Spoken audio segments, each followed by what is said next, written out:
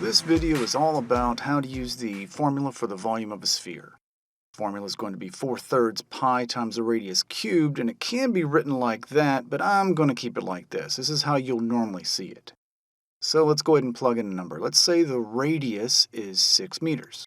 Well, we just plug that into our formula. Volume will equal 4/3 times pi times 6 meters cubed. Now we're going to cube 6 and the meters. We're going to treat meters like it's a variable. So using our order of operations, we're going to cube that, then multiply times the 4, then divide it by the 3. We're going to keep pi right there. So now we've got 4/3 times pi times 6 meters times 6 meters times 6 meters. That will give us 216 meters cubed, cubic meters. We'll leave it like that. Now we're going to multiply the 216 times the 4. We'll get 864 meters cubed divided by 3 times pi. We're just keeping pi as part of our answer. We just multiplied times the 4. Now we'll divide by 3. 864 divided by 3 in your calculator is 288. And it's still pi times pi. And again, it's cubic meters. How many little cubes are in that sphere? Now that's exactly the right answer. 288 pi meters cubed to an infinite number of decimal places. But what if they ask you for a decimal answer? Well, pi could be written as 3.14, and they'll often ask you to do it that way. So let's plug that in. 288 times 3.14 cubic meters. And our calculator will give us a decimal, 904.32 meters cubed. And that's our total volume. That answer is fine if they're asking you to use 3.14 for pi. But what about true pi that your calculator uses? It's 3.14159265. It goes on and on forever. It never ends. Well, we use our calculator, 288 times pi in the calculator. It will give us a slightly different answer. It's going to be actually more correct. But let's see what we get. It's still 904, but now our decimal is going to be 778. That's right, our 684. It just keeps going and going. 233. It never ends. Well, let's round it to the nearest hundredth. That's our hundredths place. 904.7. And our next number is an 8, so we'll round up to 8. There, 904.78 meters cubed. So both of those are technically correct answers.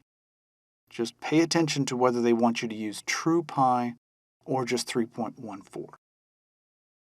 Okay, let's go ahead and do an easier example. Let's make it a little smaller.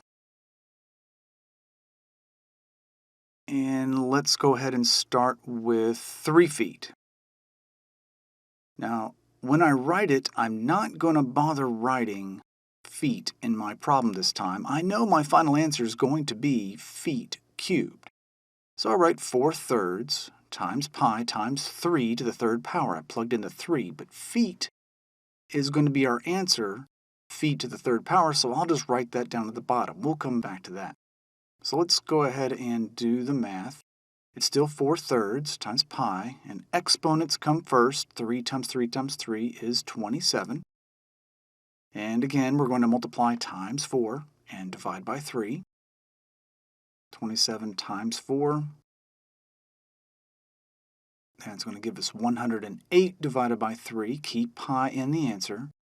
And you can leave it like that unless it can be divided by 3, and it goes in evenly, so there's our final answer. It is 36 pi. That is exactly right to an infinite number of decimal places, and you can multiply times pi if they need a decimal. We just left it in terms of pi, but what if they give you the volume and you need to find the radius? Well, we're still going to plug it into our formula. You could write it that way. Some people find that easier, but again, you'll usually see it as 4/3 pi r cubed, so that's what we're going to use.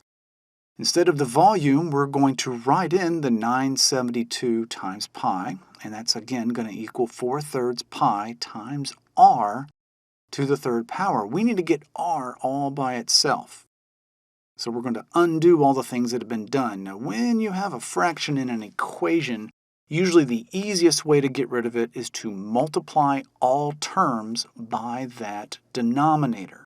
So I'm multiplying both sides by 3. The 3 will eliminate on the right. We get rid of our fraction.